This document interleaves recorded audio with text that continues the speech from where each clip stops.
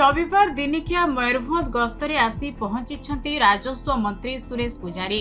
गत गुरुवार काल बैशाखी प्रभाव में क्षतिग्रस्त अंचलगुड़िक बुली स्थिति अनुध्यान करिसेंती। सांगरे राज्य सरकार नगर उन्नयन मंत्री कृष्णचंद्र महापात्र मध्य उपस्थित रहिथिबा जणा पड़िछि। मंत्री श्रीजुक्त पुजारी भुवनेश्वर हेलिकप्टर जोगे आसी 10:30 रे बांगिरपोशी मिनी स्टाडियम ठारे अवतरण करथिले। 10:40 रे सड़क पथरे क्षतिग्रस्त गाँ गुड़ी को जाई स्थिति अनुध्यान करबा परे 11:10 रे बांगिरपोशी विषय ब्लॉक अभिमुखे बाहरिथिले।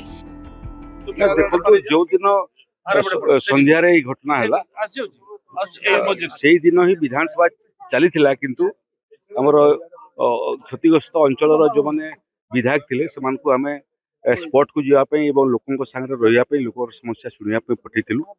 और माननीय मंत्री गतकाली आसिक ये जगह क्षति आकलन मोटामोटी कर मोर भी आसबार था, किंतु काली वर्षा थिबा कारण हेलिकप्टर टेकअप कलानी, किंतु कलेक्टर एवं बाकी अधिकारी मान सागर आम भिसी माध्यम कथबार्ता करूँ। रिपोर्ट मो पाखक प्राथमिक रिपोर्ट पड़ी मो कलेक्टर को कही मत प्राथमिक रिपोर्ट पठे दियो। चूड़ांत रिपोर्ट पर समय लगे, किंतु शीघ्र जदि पैसा न मिल लोकंर घर मरामती ही पार ना।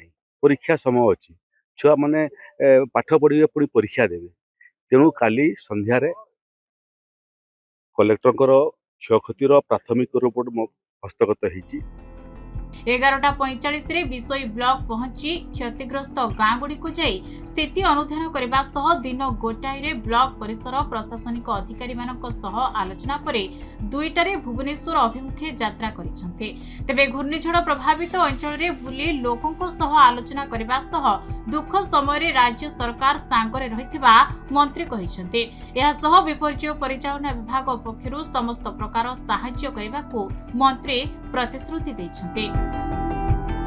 मयूरभंज प्रदीप्त होता रिपोर्ट, खबर ओडिशा।